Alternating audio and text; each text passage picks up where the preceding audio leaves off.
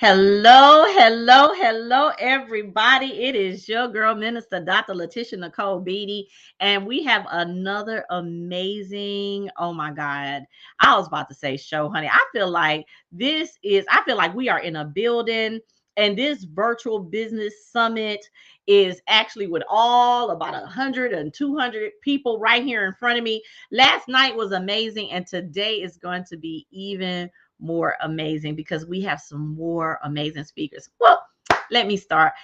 Just assuming everybody know who I am. I am Minister Dr. Laticia Nicole Beatty. I am the visionary of Speak Life Transformational Institute and Speak Life Enterprises. And tonight we're going to have some amazing, wonderful speakers that is going to teach you how to get your stuff together. Did I say your stuff? Yes, I said stuff. Your wealth, your finance, your relationship, your health. I want you to discover the power of Speak Life, not just in communication, but in every aspect of your life. I want you to join in. Come on, come on. Click, comment, share, join the virtual Speak Life Summit to learn how impactful communication can enhance your health, your wealth, your finance, and your relationship. That's all going to happen on tonight. Let's elevate your skills and see positive transformation in every area of your life. Don't wait. Don't wait. Come on in the room. Come on. Come on in the room. I am so excited about our speakers on tonight, you guys. You are in for a treat. If you was here last night, you heard Tiana Myers, you heard Apostle Don Smith, you heard Dr. Erica Perry Green, you heard Lori Jones, and tonight I want you to get ready for the Dr. Renetta Davis. Yes, yes, yes. Please get ready for this amazing woman of God. Not only is she amazing, she is anointed, she's appointed, she is favored, and she is blessed. And I am so glad that we're on the same team. What team is that? We're on the Lord's side because guess what? She is building an army. She is coaching. She's writing books. And honey, she ain't taking no prisoners. So tonight, you're going to hear from her. And then right after her, you're going to hear from the amazing Katrina M. Harold, honey. Yes, Monique. The M is for Monique. Going to write that down in your notes. M is for Monique. So get ready. I'm going to bring Dr. Renetta up now. And the crowd goes wild. Thank you Good so much evening. Good evening. for gracing us with your presence. Thank Oh, my pleasure. My pleasure. Kisses to you as well. Kisses to you. Well, let me share a little bit about my bio and who Dr. Renetta Davis is. And I'm using that full title for a reason. I'm a certified happiness coach and also certified in other coaching areas. I have a doctorate in computing technology and education, but God impressed upon me that helping others is much more rewarding than solving technical issues with computers all day. Also, witnessing the impact that the COVID pandemic had on people, it concerned me in terms of their mental status. So I prayed and I asked God how I could be of help to others and what path He wanted me to take. And one day, when checking my emails, a link that led me to certifications popped up in my email. So I enrolled in the trainings. I knew the email was not a coincidence. So I spent my time during the COVID shutdown recovering from cancer surgery and getting certified to coach others. I believe God spared my life for a reason, and I want to follow his path for me. I'm also a two-time author, a speaker, a homeless survivor, and as I stated, a cancer survivor, a mother, and a grandmother, and I am committed to helping others. Okay, My brief bio shares who I've been blessed to become. My life hasn't always been that way. So let me share a little bit about who Renetta is. My life was spent trying to find where I fit in. My mother was a jazz singer, and we moved around a lot, so it was really difficult to find friends. My mother slept most days, and then when she sang at night, I was home alone. As I got older, I attached myself to strangers, especially senior citizens, trying to make sure that they were taken care of. And years later, I had other siblings that I was responsible for taking care of. That gave me fulfillment. And when I think over my childhood and I hear others share about the amazing things or some of the things they were able to do throughout their childhood, I don't have that experience. I can only remember a requirement to do for others and not have the freedom to be a child myself. Fast forward, I got married at a young age and was a stay at home mom for many years. My husband didn't want our daughter to go to daycare. And I wanted to do more than just be at home, especially when she started school. I knew how to type, so I ran an ad in a local newspaper for college students and got some clients, and I typed the papers for them. My ad was answered. I started typing papers for students, and they would return and just tell me how excited they were about the good grades that they received because of the corrections I made on their papers. So I thought about it. I said, you know what? With that experience, I want to go back to school. I didn't think I could because I didn't think I was smart enough because I was a high school dropout. Eventually, my marriage declined, ultimately ending in divorce. And with the divorce pending, I decided to figure out how to enroll in college. And sometimes I jokingly tell people that while my husband was filing for the divorce, I was filling out the application to enroll in school. The rest is history, so to speak. And now I'm a former caregiver. I took care of my children. I took care of foster children.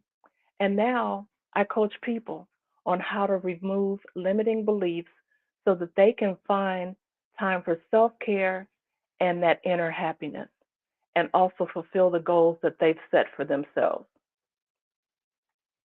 I shared my bio and story to share that I've been through a few things, and I know that you can find and live in your happy place, regardless of the journey you experience in life. And my objective is that you can learn to feel more confident in finding a balance in your life. Also, find ways to find your inner happiness without feeling guilty. And one thing a lot of people don't realize, happiness comes from within, it's not from an external source. God has wired us that way. So, what we're going to talk about is three steps to finding your happy place. Step one, get clear on what your goal or your vision is. Step two, identify strategies to achieve those goals and vision. And number three, shift your mindset. Ask yourself, what's my goal or my vision to be happy? You have to get very clear on this. So, what I'd like for you to do is type one word in the chat to describe your goal or vision. And also decide specifically what you want. And the gap between where you are and what you want must be concrete in your mind in order to achieve your goal and complete your vision. And it's possible to achieve both specifically. Step two, strategies. Once your goals and your visions have been identified, you can work on the strategies. Please know that the cost of living with the current situation is affecting your life, your health, and your mindset. So you want to make sure that you're digging deep to find that happiness. And when you have clarity of your ideal life, you'll feel better. You'll feel more fulfilled, happier, and even freer. You will experience less stress, have more energy, and you'll look forward to each day. And don't blame yourself. It's not your fault you're struggling with this. Ask yourself how it feels to have what you want once you've decided what you really want. And also, take a look at what's stopping you. There's something more that must be considered related to happiness. According to science, there are 10 specific ways to be happy. One is to meditate, one is to plan a trip, practice gratitude, help others, practice smiling, spend time with family, move closer to work, go outside, sleep more, and also exercise. Now I want to talk to you about the brain. God has given us a powerful tool, and there are specific chemicals in the brain that promote happiness. One is dopamine, oxytocin, serotonin, and endorphins.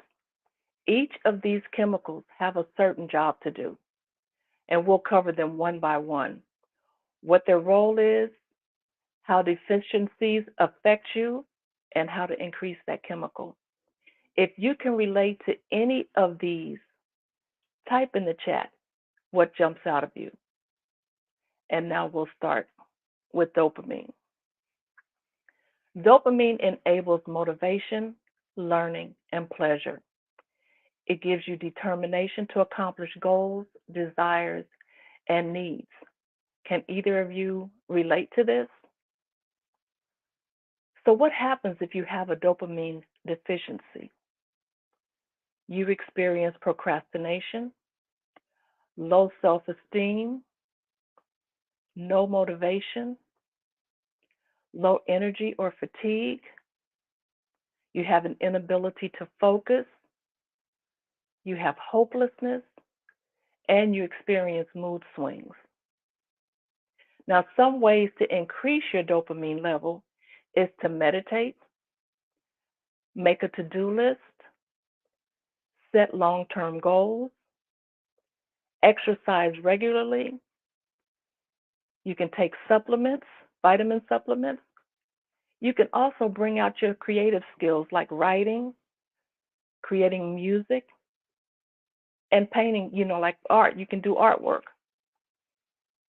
You also want to eat enough foods with protein. And now we'll move on to oxytocin. Oxytocin is known as cuddle or the love hormone, and it plays a role in bonding. It can give you the feeling of trust and it motivates you to build and sustain relationships. Now, if you're deficient in oxytocin, you experience a feeling of being lonely. And a lot of people experience that during the COVID shutdown. You become stressed, you have a lack of motivation, you become anxious, your energy becomes low and you get very fatigued, you become socially disconnected, and you can also experience insomnia. Now, ways that you can increase that oxytocin chemical is through physical touch, socializing, listening to music, exercising, massages or meditate. And Apostle Dawn shared how powerful and healing massages were yesterday. You can also participate in acupuncture or you can take a cold shower. And next we have serotonin. It promotes a calm demeanor. I think I have a lot of serotonin because I tend to be a very calm person. You have a feeling of being significant or important to peers, It plays a large role in satisfaction and optimism. It promotes acceptance of yourself with people around you. Now, if you have a deficiency in serotonin, you become overly sensitive, you have mood swings, you experience anxiety, depression, and panic attacks, you experience low self esteem and a feeling of hopelessness, you experience social phobia, and you also exhibit impulsive behavior. You become obsessive, compulsive, and you also have insomnia. And ways to increase serotonin is to exercise, get lots of sun. I live in Florida, so I get a lot of sun. And also, the massage is listed here. Cold showers work, and supplements. Last but not least, are endorphins. Everybody knows about those endorphins. Everybody's here for the endorphins. They cause a euphoria that will mask physical pain. We see that a lot in athletes, especially runners. They get to a point where they run and they experience that runner's high. It causes a response to stress and pain that can alleviate anxiety and depression. So let's cover the deficiency in endorphins. You have a lot of aches and pains. You experience anxiety and depression, emotional discomfort, mood swings and insomnia, and you exhibit impulsive behavior. Ways to increase your endorphins: by laughing or crying, exercising or stretching, and we've got that massage in here again. So make sure you reach out to Apostle Dawn if you're in her area and sign up for that massage. You want to create something? This is my favorite. Eat dark chocolate. I love chocolate. And also eat spicy foods. God has actually, through those chemicals, God has given us the ability to actually rewire our brain.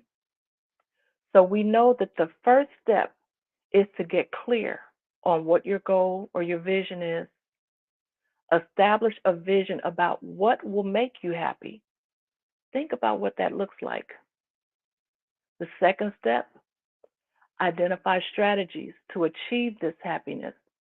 Based on what we know about the brain chemistry and the chemicals, dopamine, oxytocin, serotonin, and endorphin, we can identify what happens if you are deficient of any of these chemicals. And we can also identify ways to increase each chemical. This gives us a strategy that we can use. And step three, we need to shift that mindset. Once again, we covered the first two steps to get clear on what your goal and your vision is. We have identified strategies to achieve by balancing the happiness chemicals in the brain. And to shift your mindset, I encourage you to create a vision board. We all know about vision boards. Put it somewhere where you see it absolutely every single day. Take a picture on it, take a picture of it, and put it on your phone so that you can carry it around with you. Also, get yourself and set up a daily planner. Dr. Beatty has an amazing planner. And God's word says, write the vision and make it plain. I have one of Dr. Beatty's planners and I absolutely love it. I use it to daydream about what I wanted. And what I used to do is I used to daydream about what I wanted my life to look like.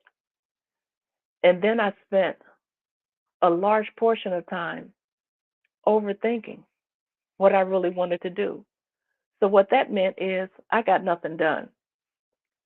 The vision board will help you with that and the daily planner. Get the planner from Dr. Beatty. That's a shameless plug, but I'm telling you that it's amazing and it works. The vision board should have pictures and words that describe what you want your life to look like and what you want to do in your life, what you dream about. Think about it. What does your life look like? Would you travel? Would you develop or return to a hobby? Would you write a book? Dr. Erica can help you with that. It can be anything that you want. But remember, once you set up that vision board, you want to look at it every single day. And now I'd like to share a quote with you that I really like. The greatest discovery of any generation is that human beings can alter their lives by altering the attitudes of their minds. And that's by Albert Schweitzer. But more importantly, God has given us the ability to adapt to any situation we face in life. He's given us His Word where we can find the answers. And so I encourage you to study His Word, create your vision board, and just watch how He turns all of that around and delivers what you've asked for. Thank you. Absolutely beautiful. Oh my God. I felt like I was just sitting on the other side of you, and you brought such a calmness to the atmosphere. Thank you for what you Oh, my bring pleasure. to the world. My Thank pleasure. you. And Dr. Selena is clapping. Thank you for Hi, what you Dr. bring Selena. to this world. You are so necessary. You are so needed you just so needed. And I'm not gonna tell your age because definitely your I'm skin doesn't 70 do. years young. Okay, I'm she's 70 70 years years young. young, y'all. Yes, she is 70 years young, y'all, and it is a privilege and an honor um, that she pours and she receives pouring, but she pours. And today I needed that. I felt that. And you just Hmm. brought a refreshing to this atmosphere. Thank And I you. thank you. And keep being Thank amazing, woman you. of God. Thank You are you. welcome. All right. Well, y'all, okay. So take some deep breaths with me. Okay, let's everybody. Come on, come on, come on. Let's okay, take a deep breath. Just and let it out. Let's take another. Let it out. Last one. Come on. Take a deep breath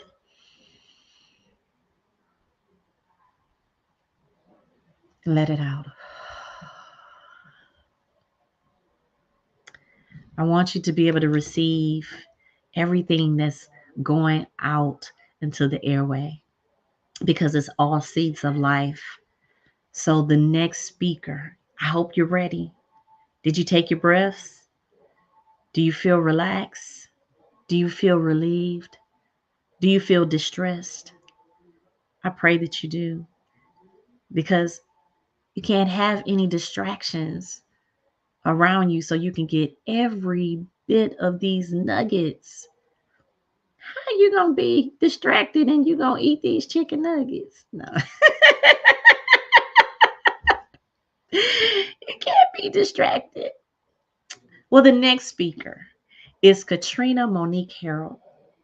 She is an award winning strategist, serial entrepreneur, teacher, writer, and creator. As a best selling author and a CEO of Sage 22 Ventures LLC. Katrina speaks on panels and at conferences and international retreats on personal leadership and transformation, social entrepreneurship, and business strategy. And for those of you that's already registered for the Reset, a business branding experience, she's one of the coaches. I can't wait. Yes, here in Raleigh, North Carolina. Y'all get ready. But until then, we are excited about your presence. Welcome, Queen. Welcome, Queens. Hi, everybody. I can't see anyone, but I know that everyone is here and y'all staring at me and y'all wondering what is she gonna talk about. But I am I'm so honored, Dr. Laticia Beatty, that you have me here. You know how deep we go and how long we go back, and the fact that 10 years or whatever later, we're still in this space and able to create opportunities for other women. I'm just grateful for that. Not a lot of us can say that. You know, not a lot of us can say that we get to do this 10 years later, and we've watched each other grow and evolve. It's just amazing. So I want to thank you. And I say this all the time, and I mean it from the bottom of my heart. And I want to give you your flowers. Matter of fact, here go some flowers right here. Here go some flowers. Here go your flowers.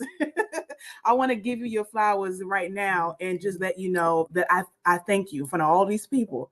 I appreciate you. So I am tasked with getting to it. Just get to the point. Let's get to the meat. Let's get right to it. And so what I'm talking to you all about tonight is finding and tapping into your fulfilled life. Now, I'm talking to my girlies, my sisters, the queens out here who are either serial entrepreneurs, meaning you own a business, maybe a few, or my corporate ladies, those of us who work a 9 to 5, or a large chunk of our time is spent on a single source of income. How about that? Let's talk to those people today. I am a full-time employee. I got a job. I work every day, 9 to 5, and I happen to be in that coveted 6-figure range, right? I'm a 6-figure, you know, I'm one of them, right? Okay. And I have the lifestyle that goes with all of that. But let me tell y'all something. Baby, let me tell you, being in that space does not equal fulfillment. Okay. Being in that space does not necessarily equal fulfillment. And it doesn't mean unfulfillment either. However, what it can equal for those of us who have chased a certain lifestyle or chased a certain pinnacle in life is sometimes it can bring us to a place where we recognize that we're pulling out and we're pushing so much of ourselves out that we're not getting enough back in. So we get this feeling inside of us that's a little bit dissatisfied, and what I call unfulfillment. We're just completely just not fulfilled. And that's what that was, past tense. That was me, unfulfilled. Like, just look, I'm not happy. I'm content in the sense, right? I have everything that I need, but when I lay in my bed at night and I pray and I'm talking to God and I say, God, but something is just not connecting.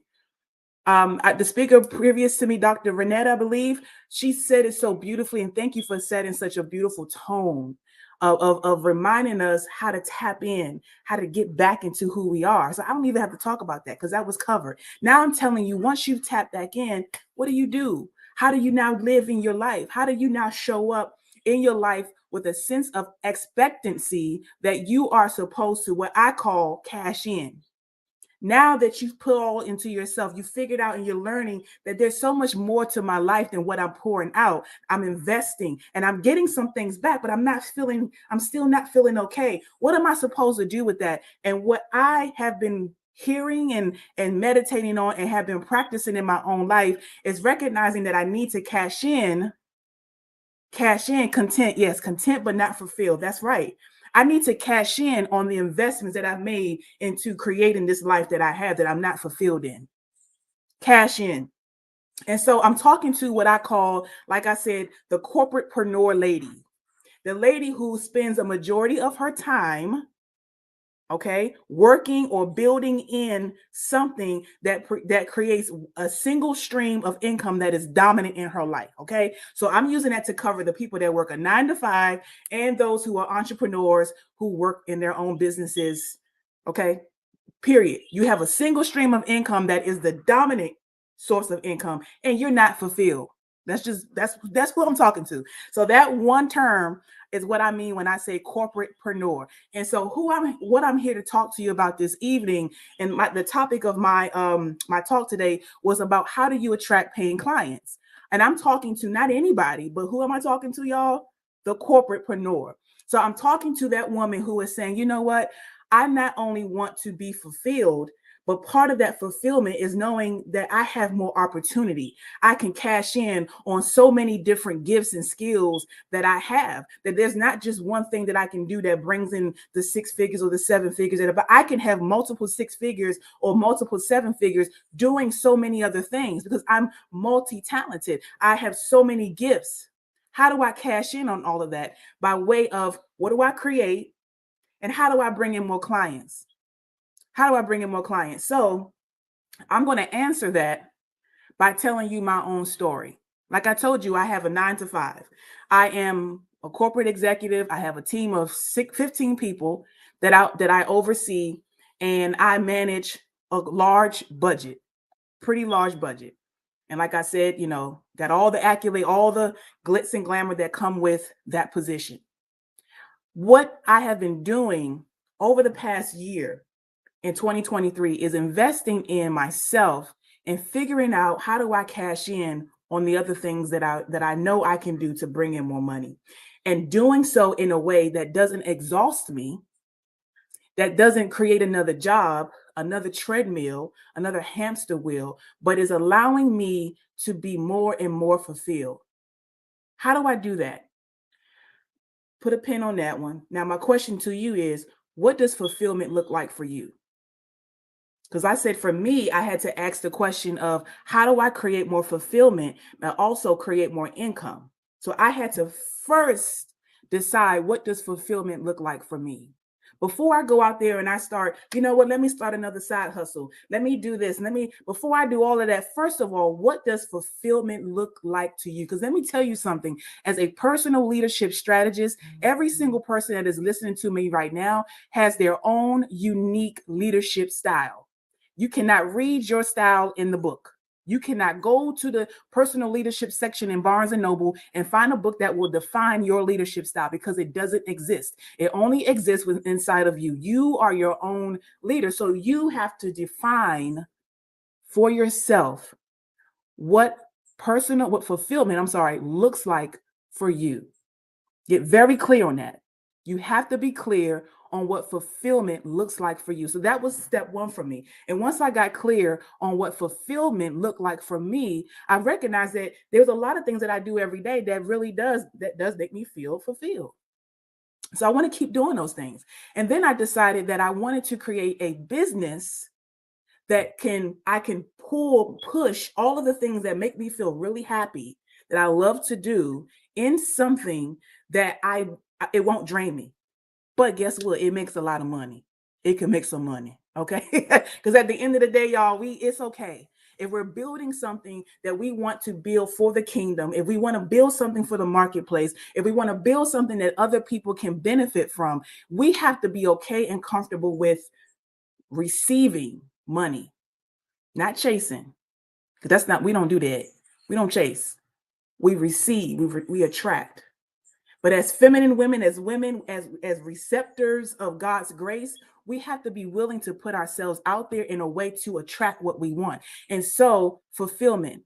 Figure out what you really want to do that makes you feel good, and identify that business that does that. And then as you do that, let's say you've already done that. Okay, I'm talking to you. You already done that. Then you figure out who can pay you. But here's the key. And I want y'all to write this down, because again, my topic is how to attract paying clients. How to attract paying clients, because you can attract clients, but that don't mean they're going to pay. Okay. That don't mean they're going to pay you consistently either. So you figure out that thing that you want to do and you figure out who can pay you. But the key to that is that you don't necessarily want to look for individuals that pay you, that can pay you. You want to figure out an ecosystem, a space, a group, an organization, a place where all the people that could potentially buy from you reside, go where they go. That is one of the fastest ways to grow a business when you are still a full-time employee. How do I know? Let me show y'all my receipt. I got some receipts, okay? Back in 2000 and oh gosh, 10, I started my first business. And that business was a bookkeeping firm. My background is accounting. You know, I didn't tell y'all who I was, right? About my background. My background is in accounting, okay? And I was a corporate accountant for 12 years, and I spent time working for small businesses after I left corporate America. And during that time, I got laid off of a job, and I had to figure out how to take care of my family. And so I started a business utilizing the skills that I had at the time, which was accounting. So I started a bookkeeping firm because I wanted something that I could create that would have a lot of reciprocity to it, that would have a lot of reciprocal business to it. So it's a bookkeeping firm called Your Simple Bookkeeper. I created the firm, and within maybe less than 3 months or so, I was able to attract an investor who invested $10,000 in my business. I launched the business. The business grew to 10 states, and I had 40 clients. And because of the success and the model that I built, that business also attracted publications. So I was fortunate enough to be featured in Black Enterprise magazine online. I was also featured in a book that was published through a international publication based on how I built the model. And my business was making money, and I had clients in 10 of the 50 states, all of this within less than a year. So I have a little bit of receipt and know what I'm talking about when it comes to finding people that have a lot of people that want what you want. Part of my strategy at that time was going to organizations, going to organizations and groups and creating my own groups of other people who were looking to solve a problem for their group that I had a solution for. So in other words, instead of going to individual businesses one-on-one, I would go to people who served the type of customer that I wanted to serve. And they were having a problem with trying to figure out how to solve the problem for hundreds of people. And then I will come with a solution, and then they will send me droves of customers because I had a solution for them. This works in pretty much no matter what your industry is, okay? Again, I was an accountant, okay? So I was an accountant. And then the next thing you want to do is, and I did this, and I'm doing it now, and I'm repeating the same model again. So I'm going to get to that real quick because I know my time is limited. Another thing you want to do is create a solution, because again, think about what makes you feel fulfilled. Okay. For me, what makes me feel fulfilled is not you spending a lot of time. The least amount of time I'm using, the better. So again, I don't want to spend a lot of time marketing. I want to find my customers in big groups, right? Because I don't want to spend a lot of time marketing. And the second thing, I don't want to repeat doing the same tasks over and over again, like it's brand new. So you want to create something that will allow your customer to come back to you on their own over and over again. And something like that could be like a subscription service or something that will attract your customer for wanting to come back, not necessarily refer, because that's a whole nother conversation to talk, but come back to you over and over again. So am I making sense to anybody? Y'all keeping up with me? Have I lost anybody? I'm going to assume so. Okay, I'm going to assume that I have not lost anybody because I want to wrap this up. But I do want to also say this. So to bringing it back right now. So like I said, I work a 9 to 5 and in finding my own fulfillment, because between that business and this business, there was a whole 10 years where I was not fulfilled. I was not happy, but I had to break a whole lot down and then building it right back up, still a serial entrepreneur. And I spent time coaching other businesses, helping them maintain, helping them build 7-figure businesses, helping them keep 7-figure businesses, and still getting my own personal life together to get to where my personal life is in a much, much better, more fulfilled space. And now I'm starting my serial entrepreneurial journey again. And so now I created another company, still working a 9 to 5. And in this business now, what I'm doing is the same concept, looking for customers that are already in groups. They're already gathered together and they're all doing the same thing. And I can get to them and have one conversation, but appear as if I'm talking to everyone. I'm having one conversation. So a strategy for that is not so much joining Facebook groups, but the right types of conversations that you're having with people. And Laticia, I'm going to assume that my time is wrapping up, but I do want to leave you all with this. When you are having these conversations, when you are having these conversations with people, you want to ensure that you utilize your time well. If I could say 2 things to you, one of the things that I noticed that trips up a lot of people in business, and why we tend to start a business, then we start another business, and we start another business, and we don't finish this one, and we make up all these excuses as to why we can't do that, because we got to do this first. And like I said, it's excuses. It's because our confidence level in ourselves and our ability to be successful is sometimes tainted by the fear of a past failure. Did y'all catch that? The fear of a past failure. So there are people who are ready to buy from you and they want to buy from you consistently. But what stops them from buying from you consistently is, one, you haven't tapped into what makes you feel good. And because of that, it makes us kind of wobbly in how we move.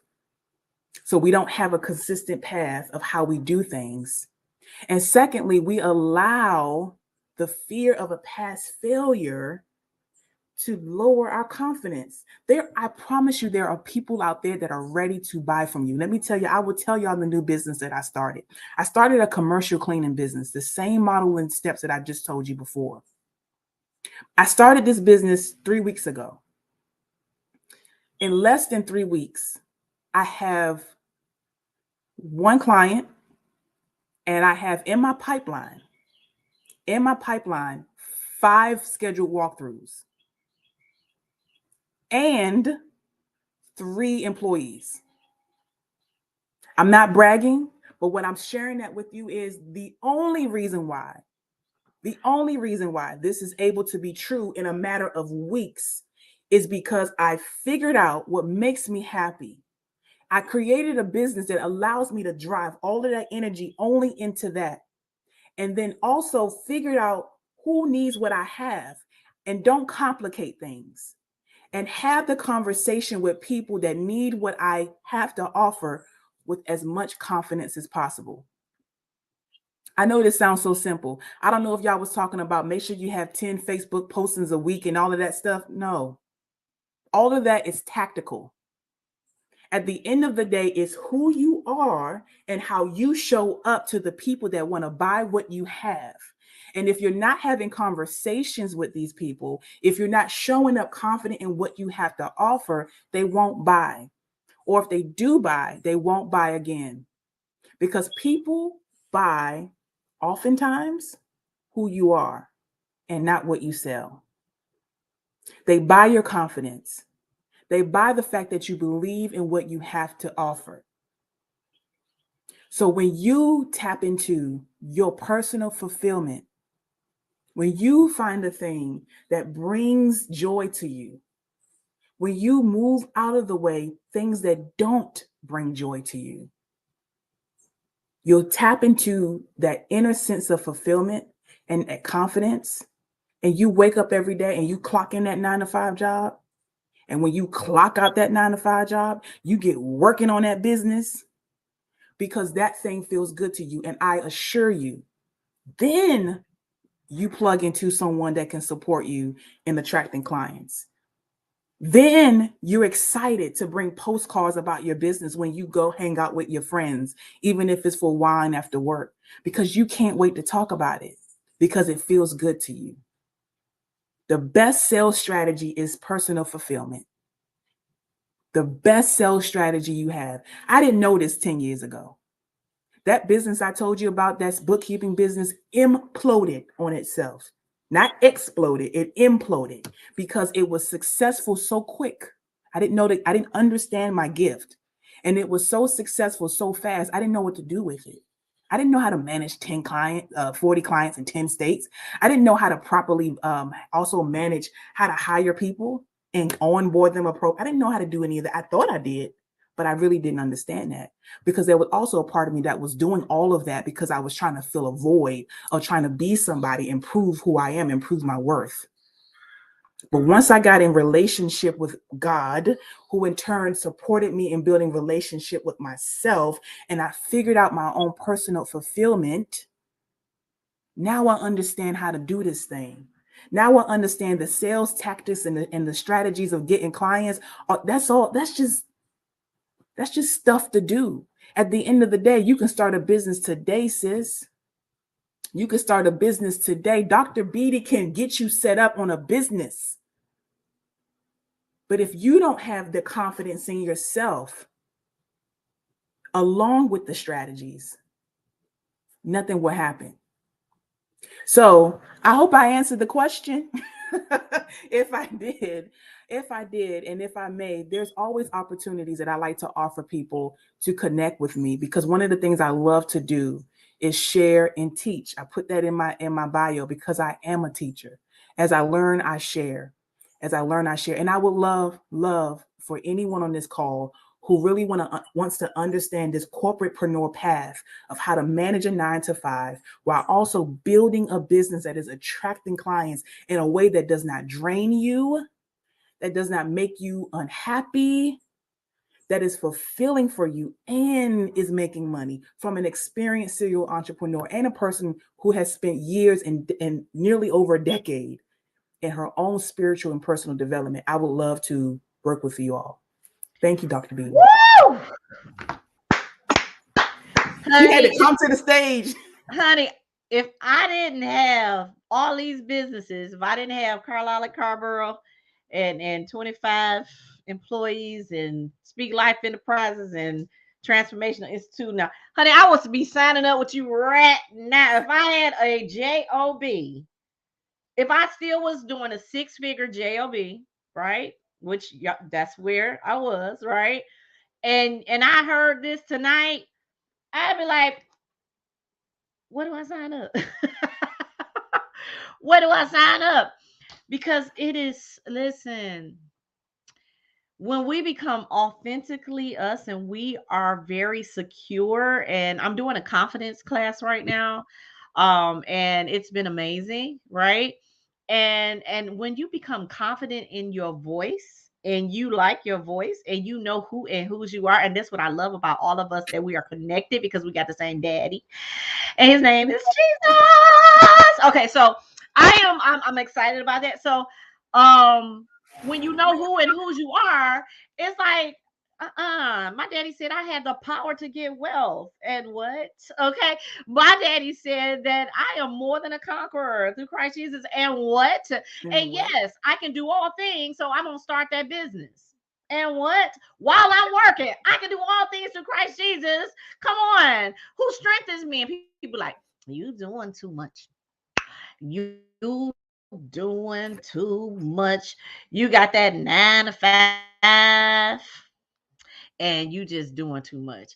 The devil is a lie. You can do all things through Christ Jesus that gives you strength. You can run that business, sis,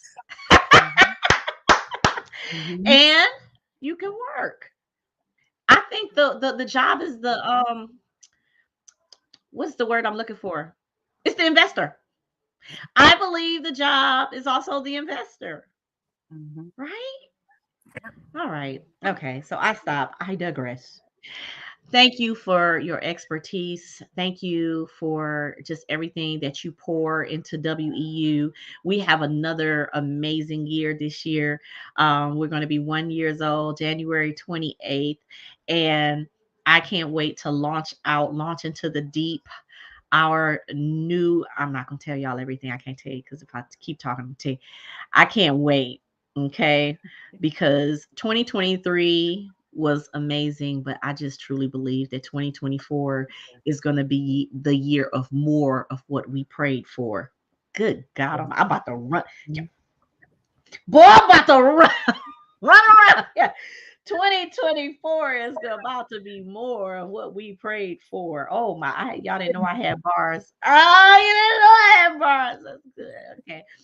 Whew. I love you. Love you. I love you. Thank you. You're welcome. You're welcome. Well, I know we'll see more of each other this year.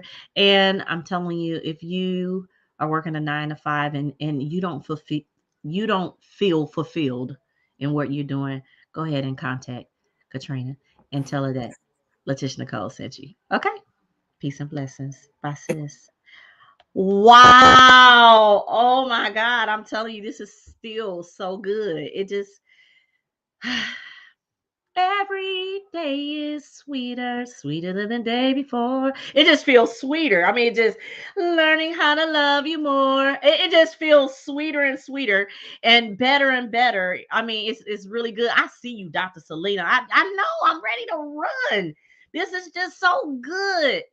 And each speaker is bringing so many amazing golden nuggets today. Yes. So next we have, and I'm not going to hold you up because we're going to hear from Laura today, Laura Saunders, and Journey to Generational Wealth. You got your pens? You got your papers? Oh, you gonna get this journey to generational wealth. Why? Because her foundation is on the word of God. Proverbs 13 and 22. A good man leaves an inheritance to his children's children. Oh, you gonna learn today. You gonna learn today. All right. Now, Laura Sanders has a master's of business administration and over 20 years of global, you heard what I said, global conference and event management experience. You heard what I said. Yes, over 20 years, where she has managed multi-million dollar program budgets for several Fortune 500 companies. Laura is an author, speaker, financial coach, and owner of Journey to Generational Wealth.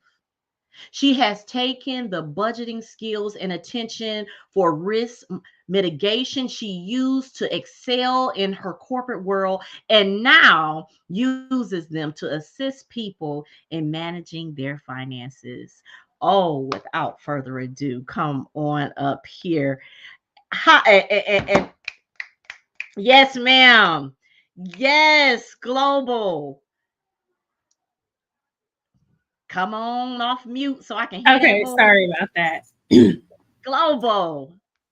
I need you to be like the person who introduces me anytime that I speak because you have done so well with everyone who has presented. So thank you very much. Like you hype up very well.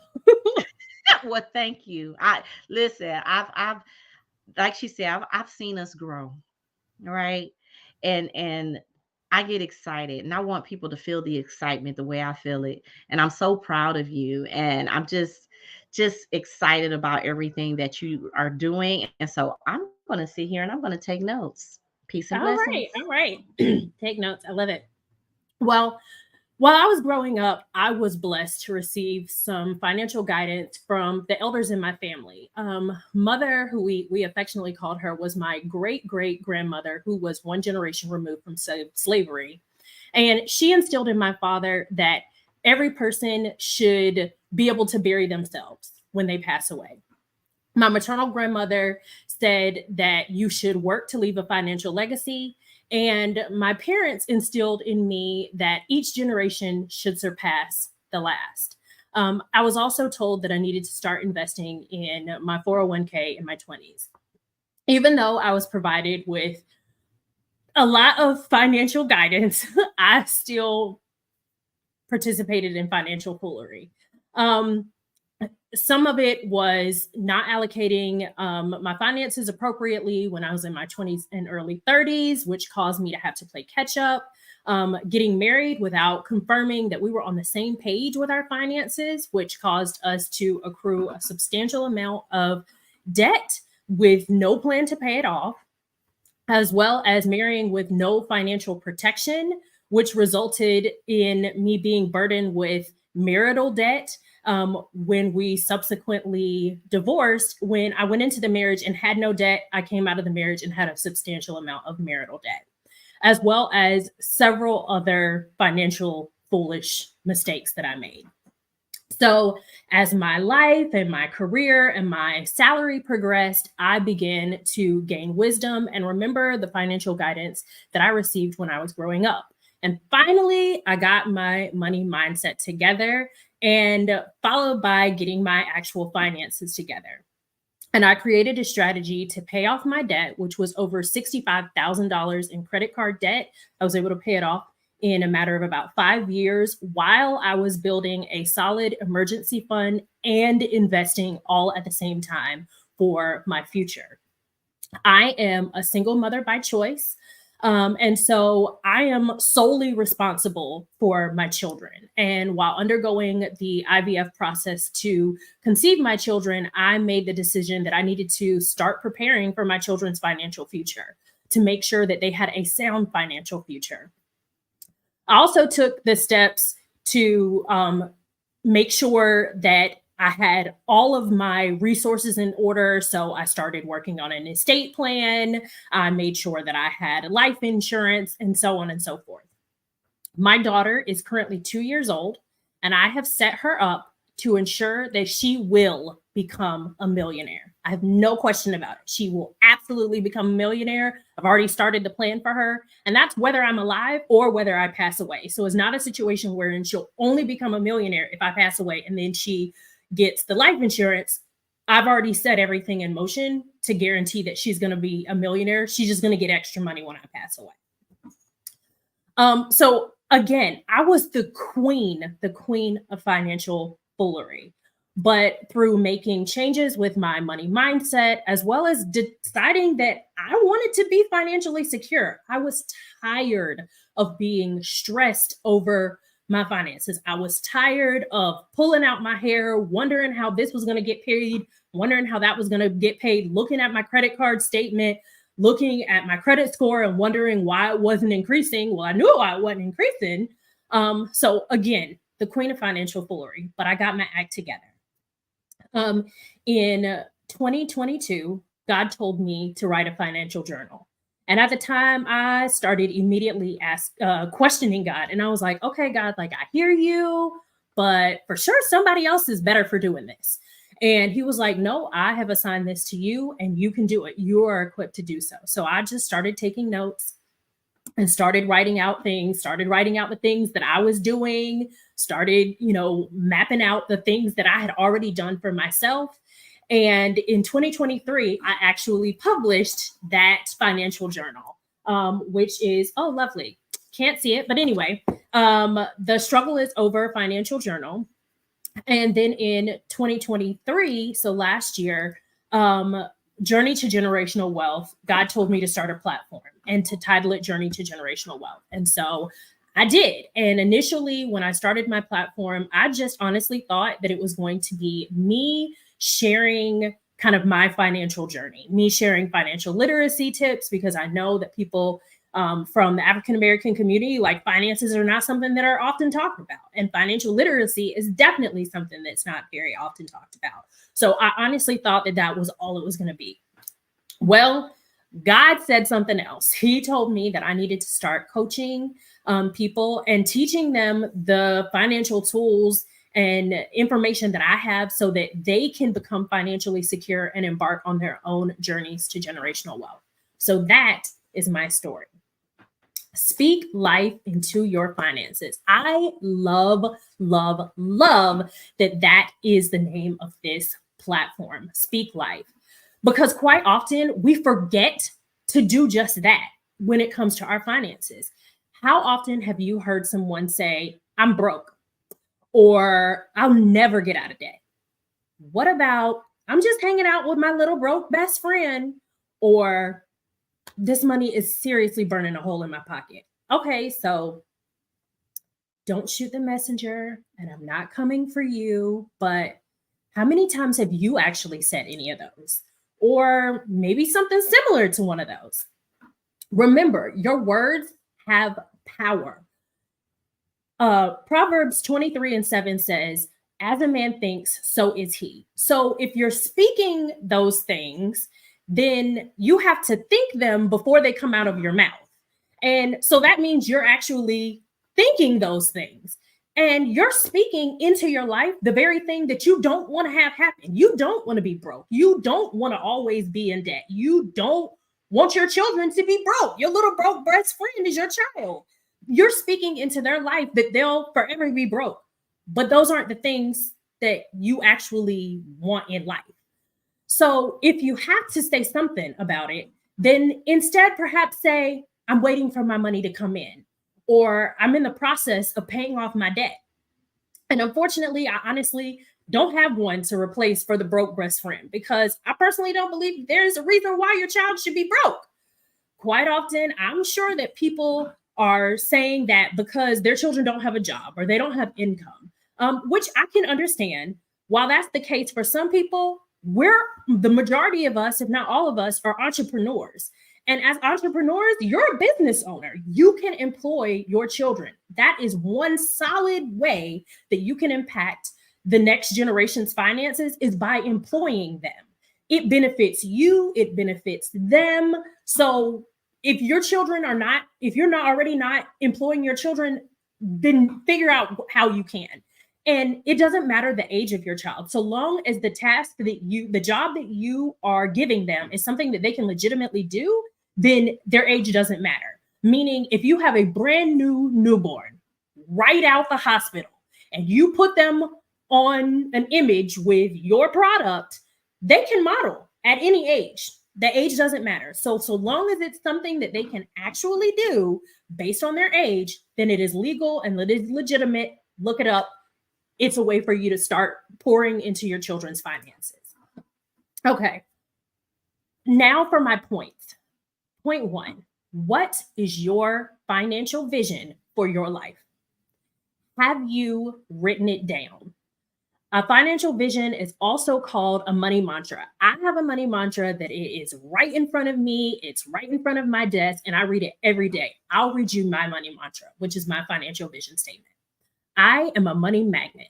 Money flows to me easily and often. I multiply it and retain it. I am debt-free. I am financially stable and secure. I am a cash buyer. I will be the first multimillionaire in my family. I am building generational wealth. I am faithful in my tithing, generous in my philanthropy, and prosperous in my investments. I am modeling and teaching financial management, responsibility, and prosperity to my children and community daily. Multi-generational wealth will stem from me.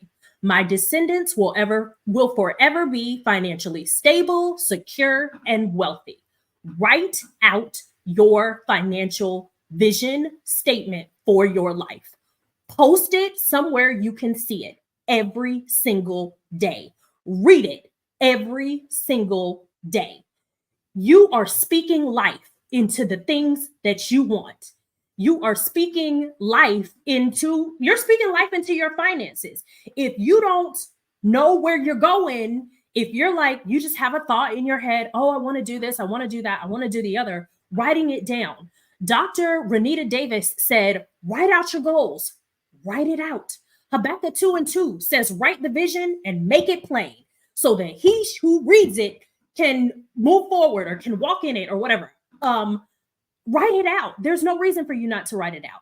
And the more that you say it, the more that you read it, the more that you're going to internalize it, the more that you're going to believe it, the more that it is going to be easier for you to make the steps and do the things that you need to do to walk in it, to make sure that it actually comes into fruition. Statistics have shown that people who write out their goals, who physically, tangibly write them down, are more apt to achieving their goals than the people who just say, oh, I have a goal of X, Y, and Z, and I'm going to achieve it, and that's it. Now I'm going to suggest take the next step and map out your goals. When I say map out your goals, I'm saying you have your overarching, everybody knows about SMART goals, specific, measurable, attainable, realistic, time bound. So you have your overarching SMART goal. Now I want you to break it down into physical, tangible steps. Each and every one of those physical, tangible steps are going to be the way that you're actually going to achieve that goal. You have to break, if your goals should be huge, they should be big. Don't think small, don't dream small. God is not a small God. He is a huge God. He is a big God. So therefore, your goals, financial goals included, should be big goals. I don't have any multimillionaires in my family. You heard me say that I will be the first multimillionaire in my family. That's a big goal. I don't know how it's going to happen, but I do know that it's going to happen. You have to think big. You have to dream big. The next one is tithes. Now, I am not coming into your pocket. I am not coming down your pew on your roll at your church. I'm just telling you what I know from personal experience. Pay God what you owe him. He gave you everything that you have. He is the source of every penny that you've received. He gave you the job that you have. He was the one who let you see the job be posted, or he's the one who gave you the idea for your business. He's the one who sent the client to see you online or to see you on social media or to see wherever you were. And he's the one who told them, you know what? Pay Dr. Renita Davis for her services. Pay Kimberly for her services. Pay Dr. Laticia for her services. God gave you everything that you have. All he asked is for 10%. You get to keep the 90. Now, let me tell you what I know from experience. Several years ago, I owned a house in a state, and I decided that I was moving. I was going to quit my job, and I was moving to another state. And when I tell you that when I left, I didn't have a job. I was moving on faith. So I quit a paying job, owned a house, moved to another state, had to get new housing and everything. So now I have a house payment and, homeowners insurance and HOA fees and so on and so forth for the house that I own, but also had rent and renter's insurance and my car payment and everything else that I already had. And I got a job. I ended up getting a job, but that job paid somewhere between $20,000 and $30,000 less than I was originally making. So I wasn't even making the same thing that I originally was making. I was making $20,000 to $30,000 less. I continued to pay my tithes. I did not know how things were going to get paid for, but I knew that they were going to get paid for. And I even prayed a bigger prayer. I said, God, I don't want to start living off of a credit card. I've been working to pay off debt, and I don't want to go back in the other direction. So figure it out. That's on you. You figure it out. You told me to quit this job. You said okay about this move. So I'm going to go ahead and go. I'm going to leave it all up to you. That's on you. That's not on me. Do your thing. I don't know how. I don't know why. But I can praise God, and I can tell you with all certainty, everything got paid. I kept my house. I was able to pay my rent on time. I was able to pay all the rest of my bills on time, and my credit score increased. It did not decrease. Pay your tithes. That's the end of that. I'm off my soapbox. And yes. Next is savings. I love the story of Joseph and Pharaoh in the Bible with the 7 years of harvest and the 7 years of famine. So last year, God gave me, I guess, an epiphany. Like I've been in church my whole life. So of course I've heard that story like 1,000 times, right? Never in my life did I relate it to money.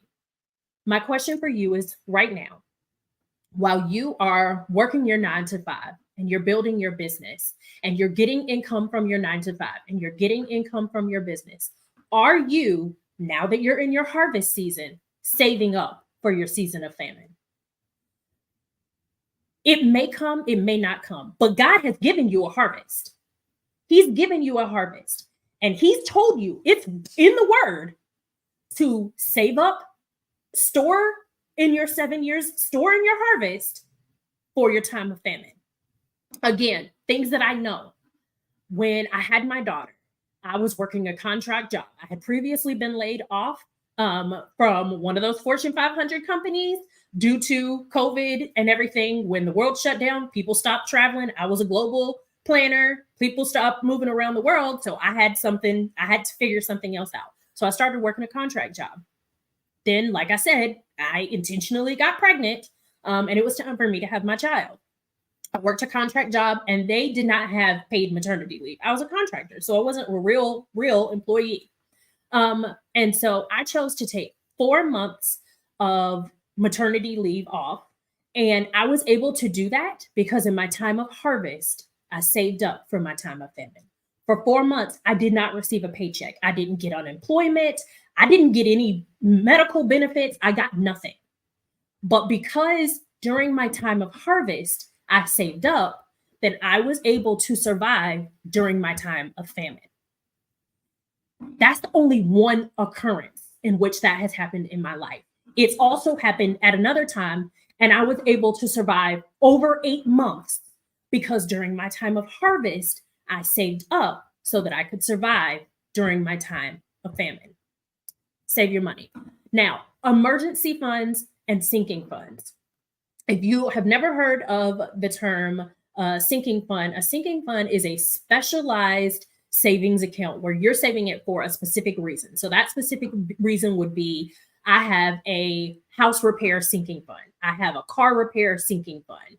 I have a medical expenses sinking fund. I have a traveling sinking fund. I have a gift giving sinking fund. So holidays, birthdays, whatever, all of that will go into that sinking fund. An emergency fund, this is Laura. This is Laura's opinion. This is what I tell my clients with Journey to Generational Wealth. Your emergency fund is for if you become unemployed. And the reason I separate the two and tell people have sinking funds that are for your house repair, your car repair, your travel, your kids, whatever it is, and then have your emergency fund that's for if you become unemployed, because your car is going to have issues. Your house may need repairs. The sprinklers out in the yard something may occur. And so you may have to, fix that somehow. Money is going to get pulled out of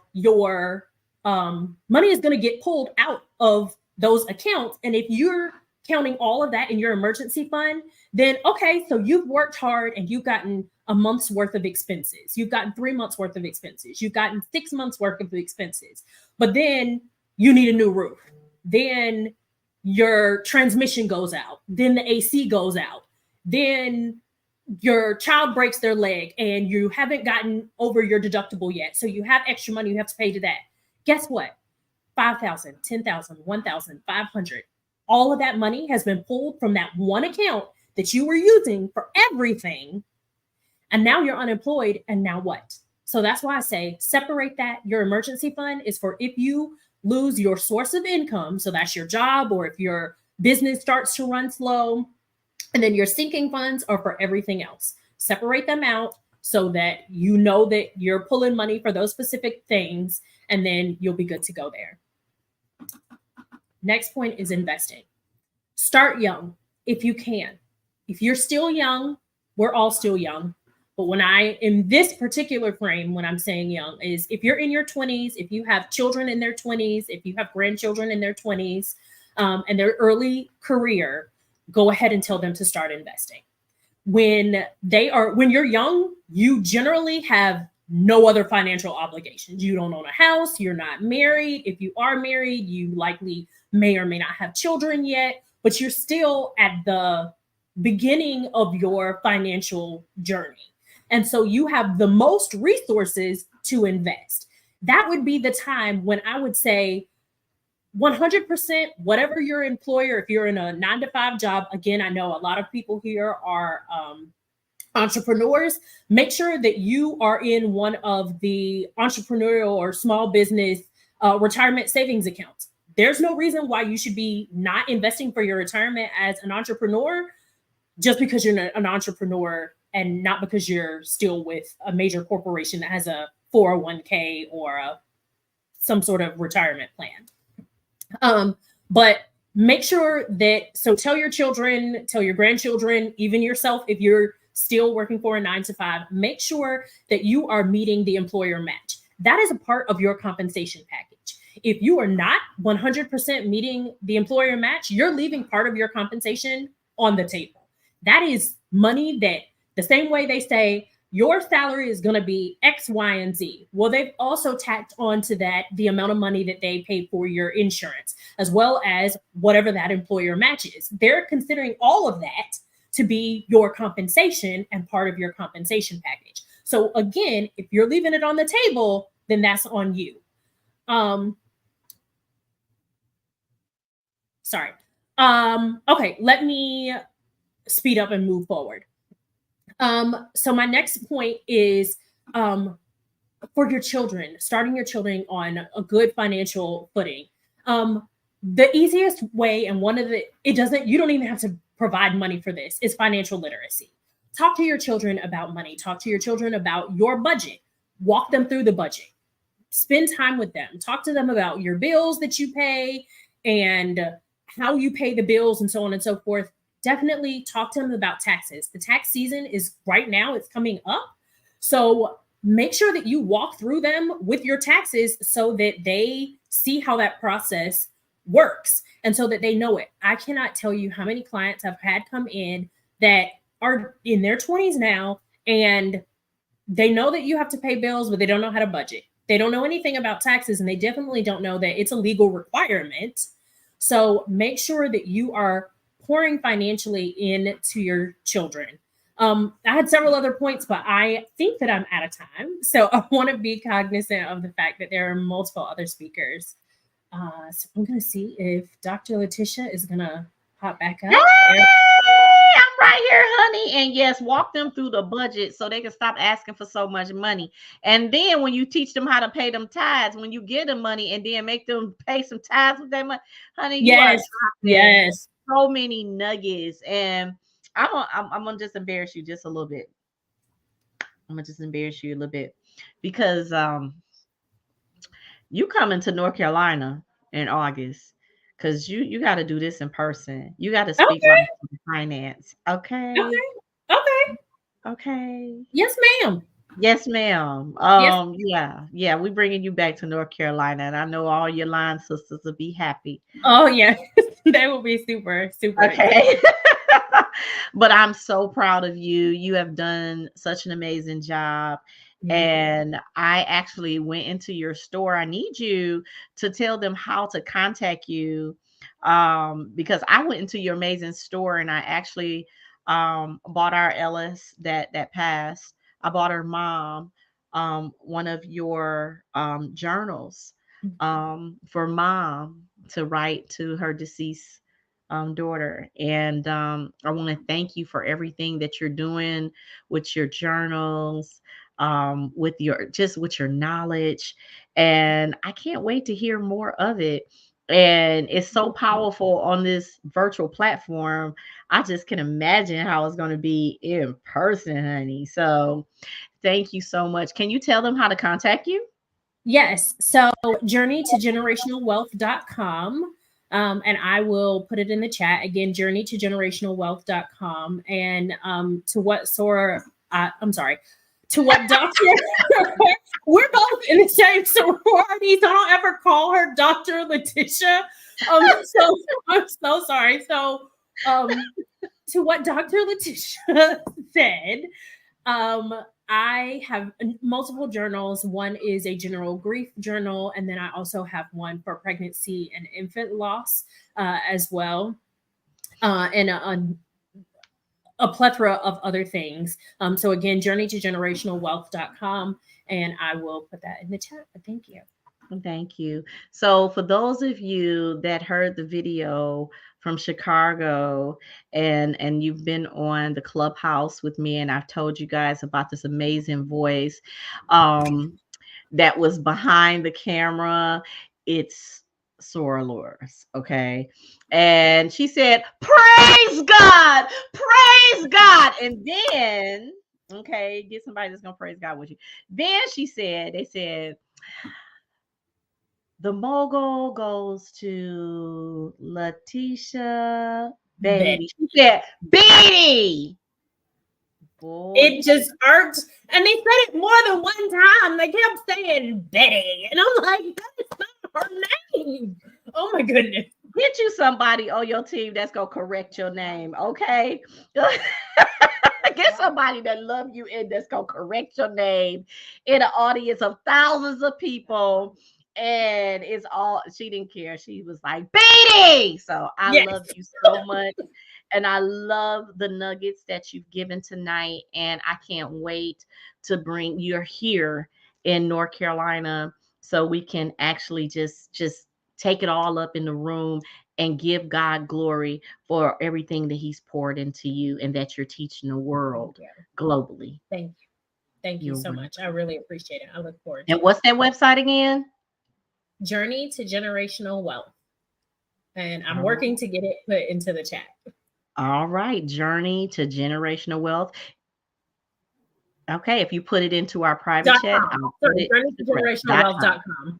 Yes. .com. All right, I'll do it for you. All right. So, love you. Y'all, I'm so excited. Okay, so we're down to our last speaker for tonight. Now, listen. Have y'all ever heard? Because all of them good to me. I'm gonna say all of them the best, everything. But I love that saving the best for last. It's just so when you deal with mindset, when you deal with love, when you deal with the journey of healing. I could be talking about myself, but guess what? I I'm talking about my sister that I'm about to bring up next. I love that God has placed us on this earth to do some of the same things but differently. It's so many people on this earth, and we have different generations that have been assigned to us. And I am so excited to have her here when we can work together, when you honestly can see collaboration working. Oh my God. Okay. Doctor, now I would normally say a Tanya, but mind your business. It's a Toya. Okay. Mind your business. Now I can call her a Tanya. Sometimes I mess up her name because I mess up everybody's name sometimes. But you call her Dr. Atoya Hodges. Okay. A seasoned mental health professional and visionary entrepreneur. Let me tell you something. Boasts an impressive 25-year journey dedicated to empowering individuals and fostering entrepreneur spirits. Oh, Jesus. As the CEO of both Empower You and a Tanya Hodges LLC, Toya, see, that blame it on the dyslexia, whatever. She passionately guides individuals, leaders, and entrepreneurs towards realizing their full potential. Listen, you guys, she nurtures women and girls and the entrepreneurial mindset, essential for success. You guys, let me bring my beautiful sister up here. Now, y'all gonna see the resemblance. Y'all see, I have Indian in my family that I bought, but she got it and she didn't buy it. It's hers. Hello. I love you, girl. She's so sweet. I love you too.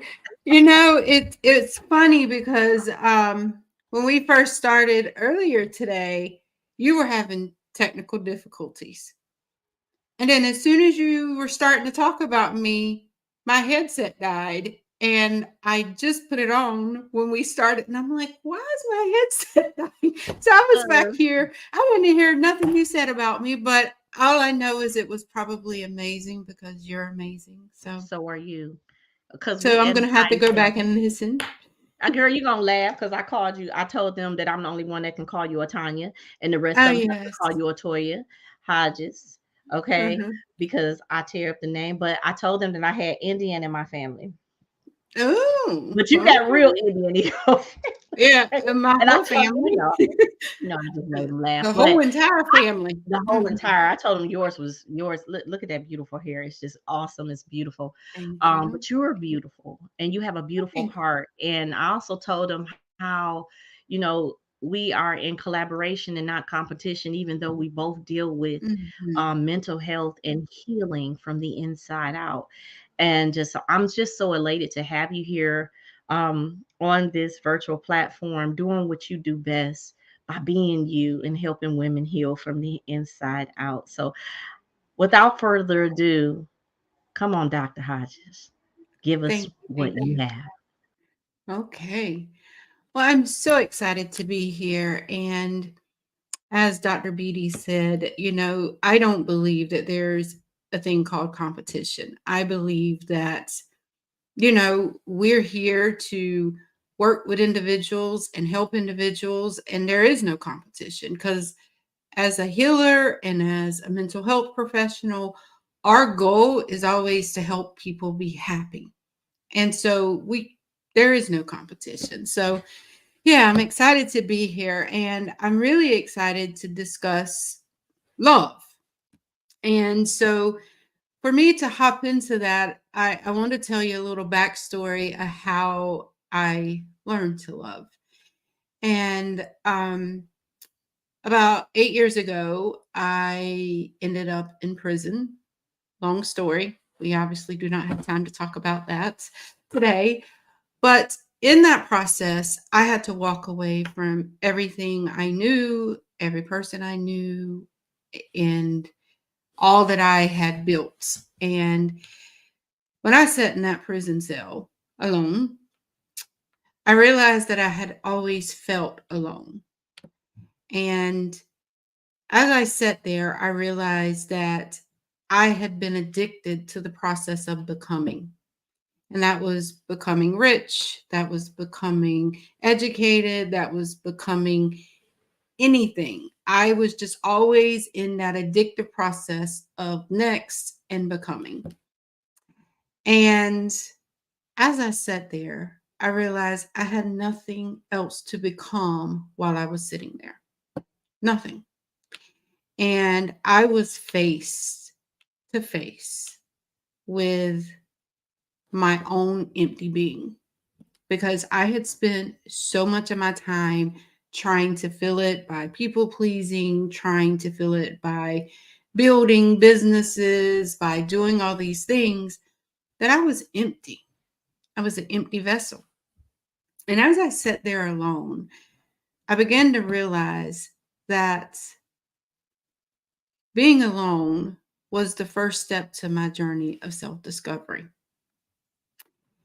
And in that process of self discovery, I remember being invited to the chapel in prison. And I didn't want to go. Because to be quite honest, I was very mad at God. I was mad. Like, how did I end up here? I didn't deserve to be here. This was a mistake. And I was mad. I was so mad. And she basically forced me to go sit in that chapel that day. And as I sat there, the very first thing out of his mouth, I felt like he just gut punched me. And he said, how can you tell someone else you love them if you hate yourself? And I had to sit there for a second because I hated me. I hated who I was. I hated who I become. I didn't know me. I didn't know anything about what I liked. I didn't know anything. So I sat there and I continued to listen. And I allowed him to pour into me. And that is when I did start trying to become the person that I loved. And as crazy as this sounds, I think I was very fortunate of the fact of where I was at because I didn't have anyone else to take care of. I didn't have anything else to do for anybody else. The only thing I had to do was focus on me. And for the first time in my entire life, I got to focus on me and figure out who I was, what I liked, and what I wanted in life. And so as I started that process, I started asking myself questions. I took myself and I started being a therapist to me. And I started asking myself, what does love look like to you? What does that feel like? In order for you to be loved, what is it that you need to know that someone loves you? And then the more I continued this process, I had to explore every avenue. Like, when you're looking in these relationships to not only with other people, but to yourself, what do we all want? We want to feel seen. We want to feel heard. We want to feel understood. We want to feel nurtured. We want to feel trust. And as I listened to that pastor that day, he's like, how do you expect things from other people that you can't give yourself? And when I sat back and was like, well, how do I trust myself?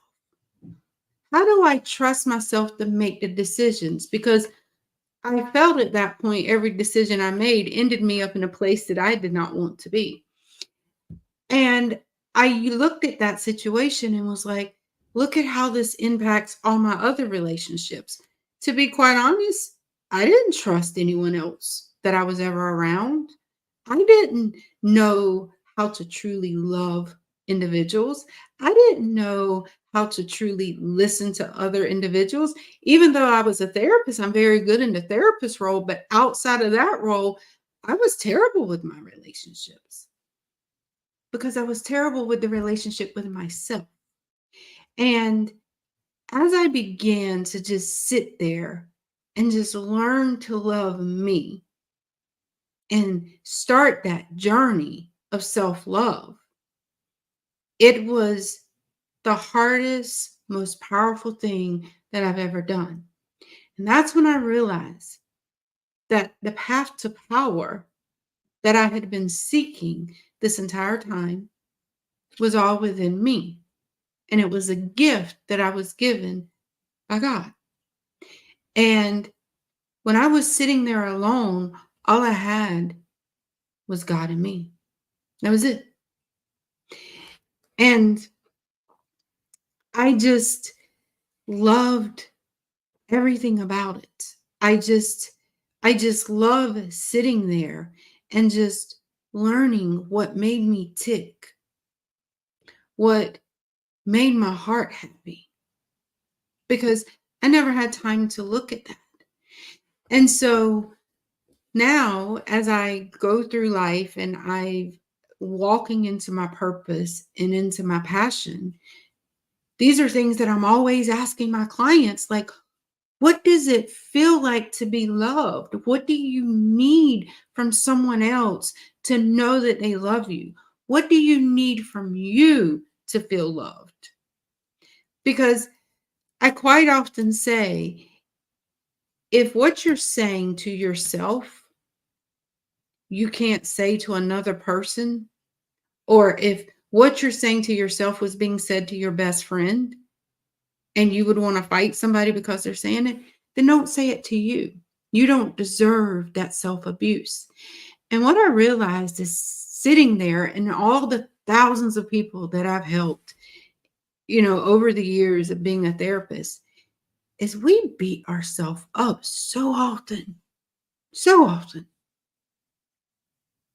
And as I'm listening to all these other speakers talk about having lack of confidence and not feeling worthy, that comes from how we treat ourselves. Because if I'm sitting here telling you to love yourself, and I'm sitting here focusing on what my core values are, and I'm like, I'm kind, I'm loving, and all of this, but then I don't take those same core values and invest within myself, then how are those truly my core values? They're my core values to other people, but not to myself.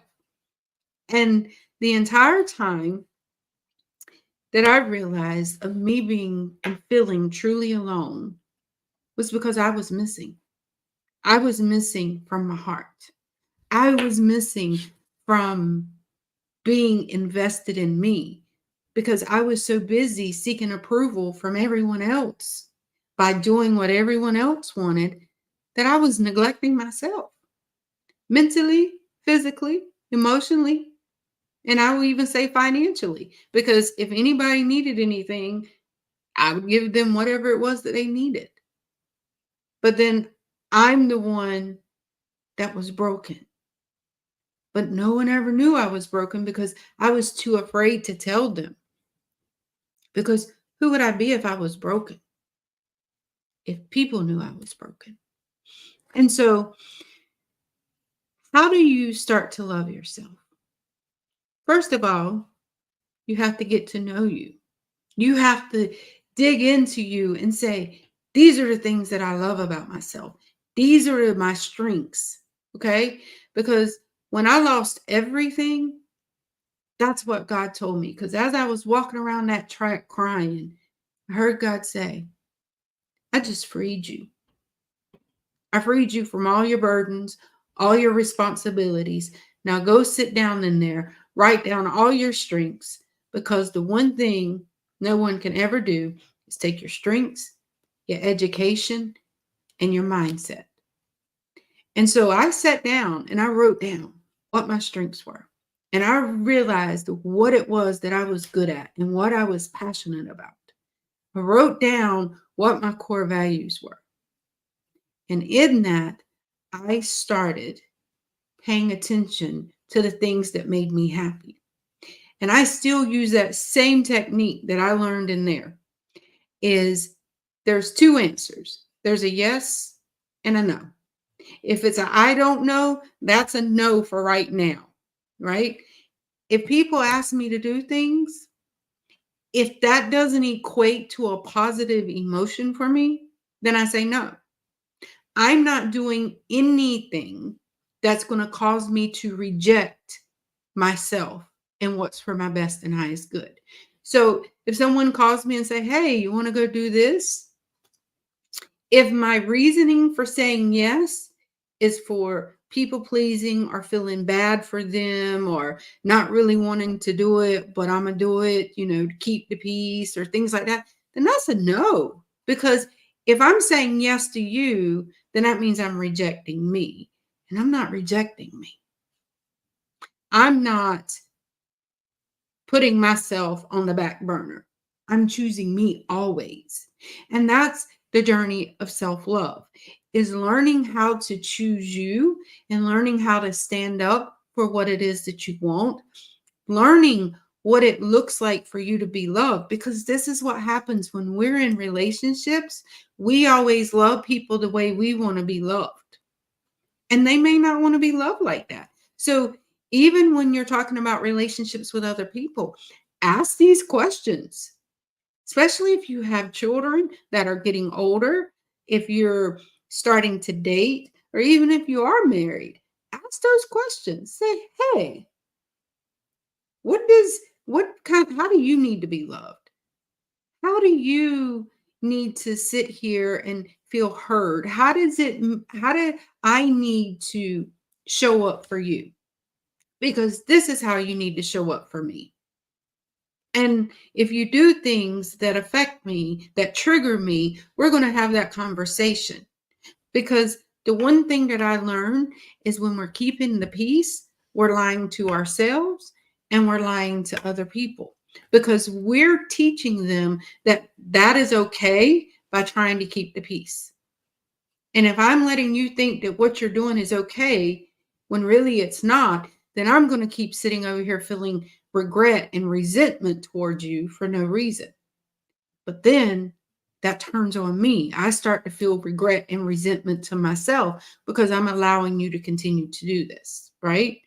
So as you navigate this path to learning to love yourself, always choose you, because God chose you. And that pastor said something that was very powerful. He said, if you hate yourself, then that's like slapping God in the face. Because God didn't put us here on earth to hate who we were. He put us here on earth to love.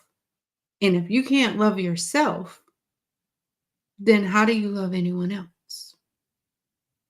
Okay. I don't know how much more time I have, Dr. Beatty, so I don't want to go over.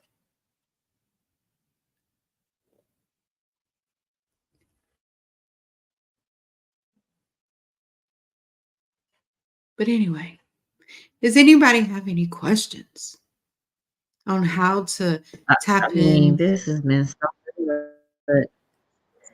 This has been so good. Can you hear me? Am I frozen? Yes, I can hear I you don't now. know. I can hear All you. right.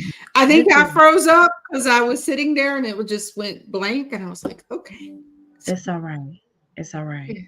It's all right. This has been so good. And I know the women all over the world needed to hear this because the part I'm gonna tell you, I know I say stuff differently. But It's, it's all good. son, you came all the way from Mississippi and you slapped unconfident hard when you said pretty much if I'm tending to them and not me, Mm-hmm.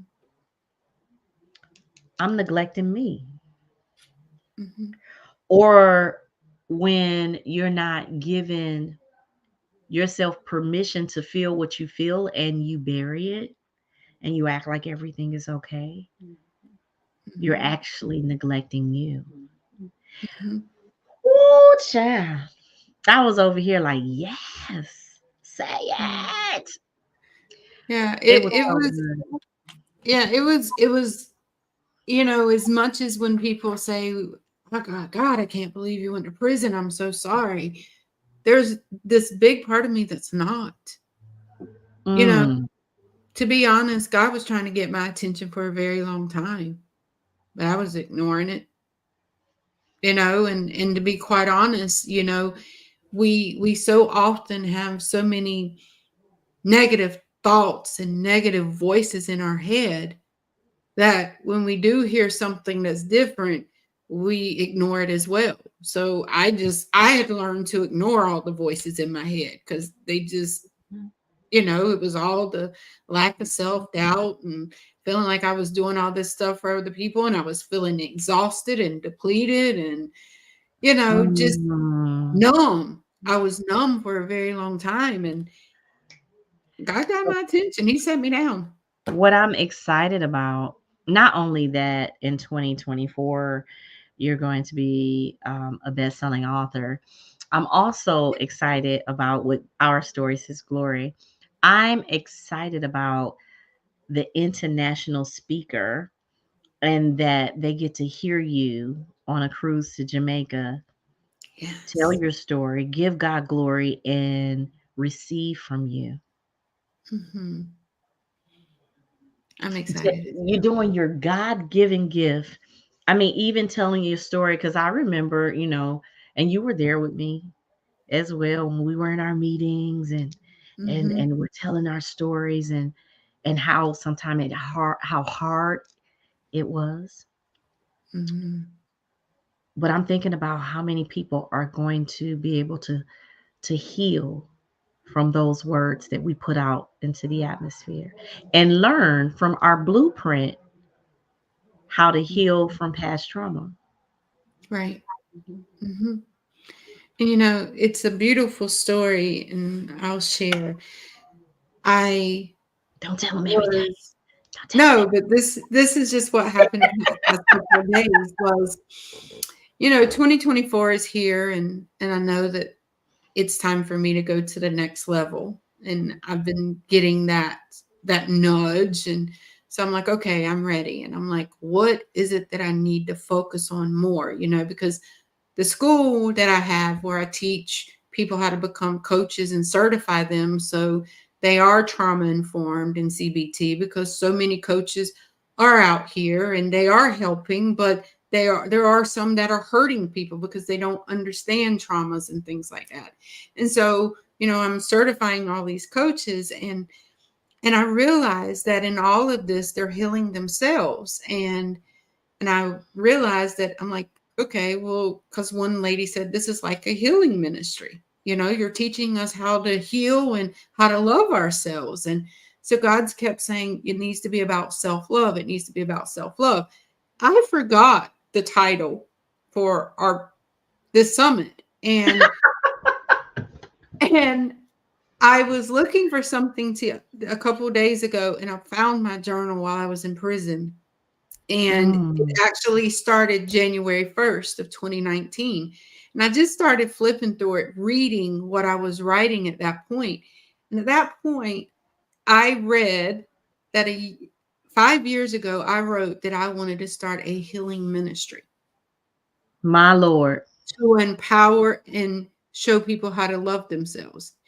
And then when you posted the poster in it, and I was talking about the framework of self-love, I was like, I don't even remember saying that. So that's how God works, is that Yes, that is how seeds he are works. planted. Seeds are planted before we even know it. And Well, we just thank have you. to be faithful and allow them to grow. That's right. And thank you for being faithful and allow it to grow on tonight. 2024, just expect more of your prayers Yes. to just to just bloom. You're gonna see them. Expect them. Thank you. Mhm. And I'm grateful to be a part of this journey Mhm. this year, and I'm grateful to be a part of your life. Thanks to our mutual sister friend Kimberly Hines Winborn, I and love her. right, and so I am grateful that God allowed our paths to cross. Y'all wouldn't believe it. Like I was at a whole nother table and they were saying, meet your neighbor and introduce Mhm. yourself. I walked all the way around. I was like, hey girl, hey. Yep. That right now, it was like a magnet. It was just like, and I feel like we've been two peas in a pod since then. I was like, you're my twin. You're the other part of my soul that's out here floating around. Like, hey girl, hey, how you doing? So much of the things that we do are the same. It's just different, It's just and different. that's the beauty. That's the beauty of the It world. is beauty. That's it's so many people out here that need us. And when I hear you, because I am those that don't know that I'm a registered nurse. I'm a registered nurse by trade, right? And Mhm. so when I went through um my to get my BSN, we had to work at mental health facilities. And I was so, oh my God, like my heart felt for them because I understood the past trauma. I understood the hurt. I understood the people just not understanding you, being, it's a word for that, um, misunderstood, right? Mhm. And so as I continue to go on my journey of being a nurse, even though I did acute care, being in the operating room, being in the CCU, ICU, I went back into geriatrics because that's where behavioral health, that's for me. Right. And then when I met you Mhm. and I heard the things that you were doing, I'm like, oh my God, that's it's like what I'm doing, but this is from a nurse perspective. That's why through Mhm. the healing, you guys get assessing, plan, implement, evaluate, then execute. But when Dr. Mhm. Hodges, I hear the therapist perspective. And it's just, I mean, and it all comes together and it's beautiful. Very much It's so. beautiful because if you are walking around wounded, those wounds tunnel, right? Mhm. and Mhm. and and and they create more wounds as they hit other organs. My God. And you need to be healed from the inside out, because a lot of times we look like we're all right and the wound is steady tumbling. Mhm. Yep, yep. And wearing that mask is the biggest deception of it all. It is. So tonight, just this was my icing on the cake tonight. So I'm gonna try to let y'all go. Please give them your website. Tell them how to contact you. Please.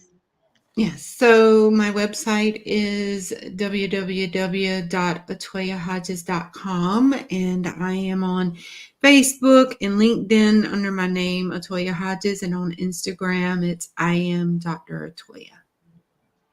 Beautiful. And could one of our wonderful, wonderful, wonderful friends put that into um, the thread, or you put that into the thread so other people can Absolutely. get it? I appreciate Absolutely. that. Love you, sis. Thank you so much for being you and being faithful You're welcome. to your Thank you for purpose. being here. Thank you. Bye. Bye. They are not gonna make me cry with these L&Ls on. I'm gonna just tell you the truth now. These L&Ls are not gonna get wet. Now they've been holding up for all this day. Okay, it has been a day. This day been day. But tonight, I think it ended perfectly. It ended perfectly with women that are speaking life into your health, your wealth, your finance, and your relationships, to women that are speaking life so we can heal from the inside out. This has been such an amazing virtual business summit. I can't wait. Put on your calendar right now. Put it on your calendar. Listen, because Speak Life Conference also has a conference that's coming to you. Now, the Lord has dealt with me, and it's not going to be one day. I'm not going to try to put all these powerful speakers in one day. It's going to be a 2-day conference this year. Speak Life Business Conference is August 16th and 17th. And guess what, y'all? Guess what? We're going to have the Speak Life Women Awards. Women that speak life. Now, I normally do it outside of the conference, but God said, you know what? You have so many women that speak life in your life. Ooh, I can't wait.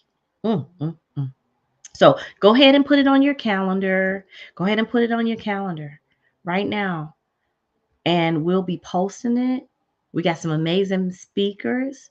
Y'all already heard of one. Yeah, Laura's coming. Y'all get ready to eat them financial nuggets. All right. I think, no, let me not spill the beans. I don't know. I ain't gonna tell you no more, because we're doing 2 days. Remember, we have lawyers and all them business people on that. We're gonna have them on that Friday, and then we're gonna have them praise and preachers and whew, on that Saturday. And we do have room now. I urge you, go ahead and sign up to be a vendor. All right, because it will sell out. Woo!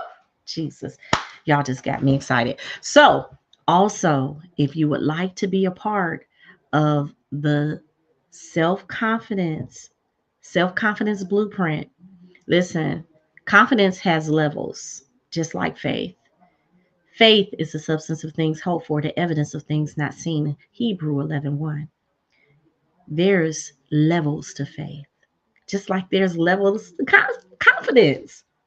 If you can't see yourself being the CEO of your own business, being the founder of a nonprofit, being the author of your own book.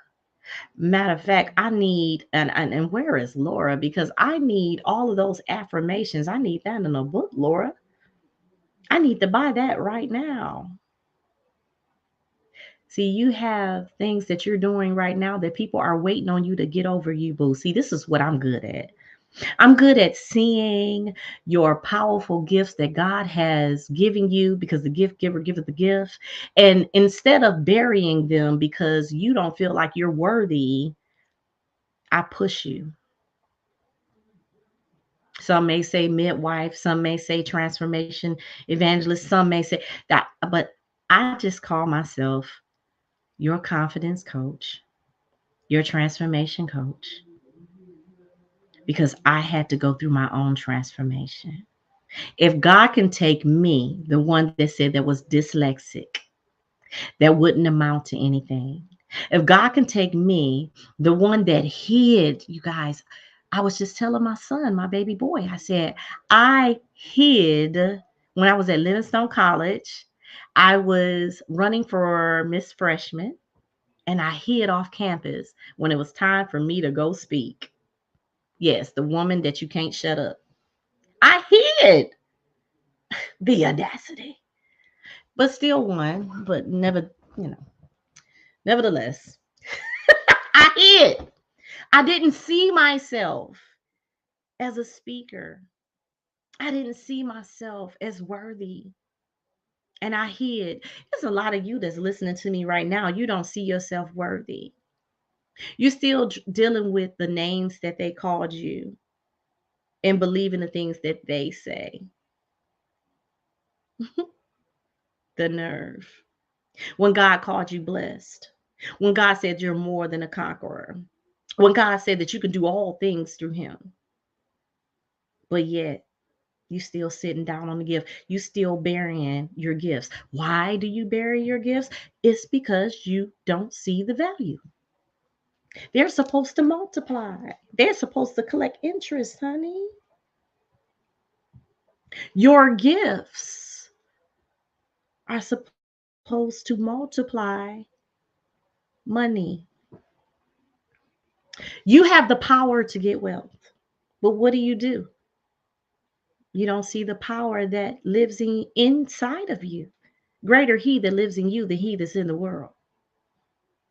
But then you sit down on your gift. You're afraid to speak.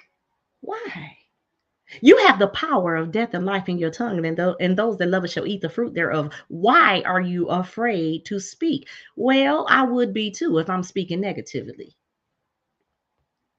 What are you speaking over your present circumstance? What are you speaking over your business? What are you speaking over your children? What are you speaking over your spouse? What are you speaking over your health, your wealth, your finance, and your relationships? That's what you see before you. Because you do have the power. You have the power. Whether you believe it or not, you have it. Proverbs 18 and 21 says that you have the power of death and life in your tongue. And those that love it shall eat the fruit. So you got to decide what type of fruit you want to eat. I like strawberries myself. I like cantaloupe and grapes. And I like really sweet fruit. So because I like sweet fruit, you think I'm going to speak some sour over myself? No, that was the old Tish. I'm a new creature.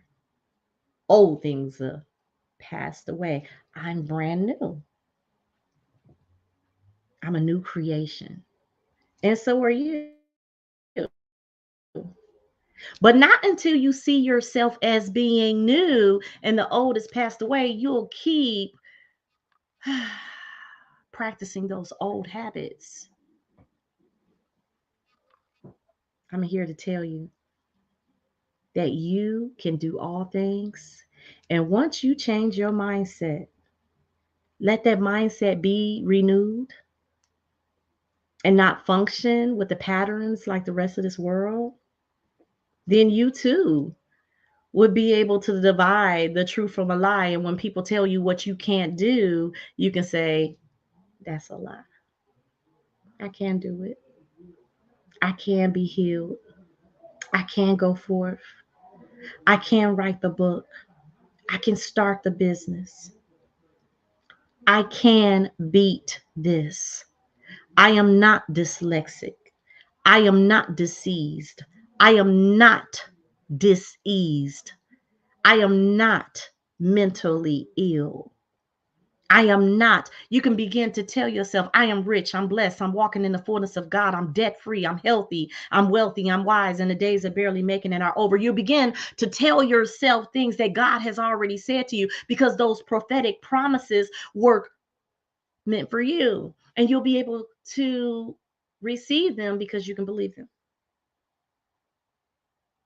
Don't mind me, I'm just speaking life over you. I pray today has been amazing for you. I pray that every word that went out shall not return to you void. I pray that you see yourself as being worthy of being healthy, wealthy, and wise. Even through your circumstances, you are still amazing. All right. Can I get you all to say that I am amazing? And it's not boasting and bragging, okay?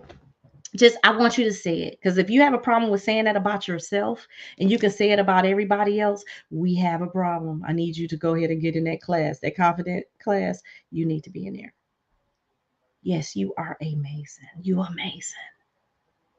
You was created to do greater works. So why are you sitting on your gift? You, you, Dr. Renetta, you, Dr. Selena, you, Kimberly, you all, Gala, you all have been created to do greater works. And anybody that says something different than what God has said, they'll lie. And they worshiping the Father of lies because you are amazing. And you can do all things through Christ Jesus that gives you strength. And you were made for a purpose. No, it was for daddy's purpose, his purpose alone, but it was for a purpose. So make sure that your purpose is in alignment with the assignment that God is giving you. All right? Because you are amazing. And you were built for this. You were built for this. I don't know what your this is. Let me look straight into the camera because I want you to see. I don't know what your this is, but you were built for it. It will not destroy you. It will not harm you. It will only catapult you. It will only build your character. It will only, listen, it's like you're gold and you're being purified. So that fire is not going to burn you up, honey. It's just going to make you look even better. Who am I talking to? Thank you. Thank you for being with me for the last 2 days in this virtual business Speak Life Summit that has been speaking life to your health, your wealth, your finance, and your relationships.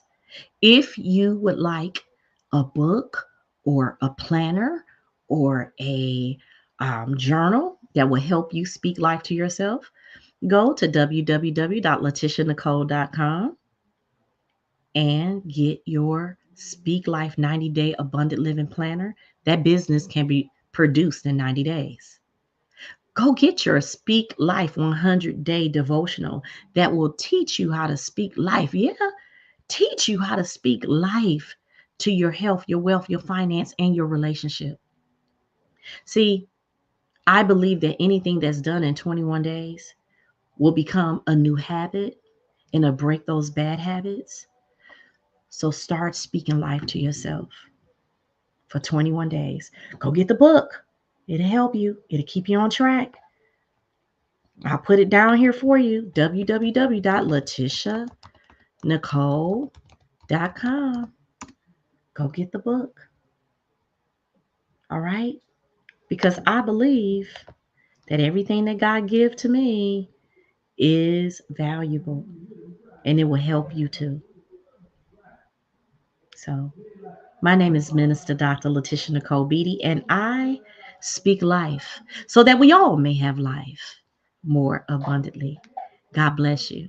And I look forward to seeing you soon. Maybe I'm going to see you on Clubhouse in the Speak Life Network, or maybe I'm going to see you in the WEU, Women's Entrepreneurs United, or maybe I'm going to see you at the Speak Life Conference here in Durham, North Carolina, or maybe I'm going to see you on a cruise to Jamaica. Our story is His glory. Or maybe, just maybe God is going to place me in your spirit one night and you're just going to start praying, or I'm going to start praying and interceding for you. However, I know we're connected by the divine and we're all amazing and we are all created to do greater works. So go do it. Peace and blessings unto you. God bless you.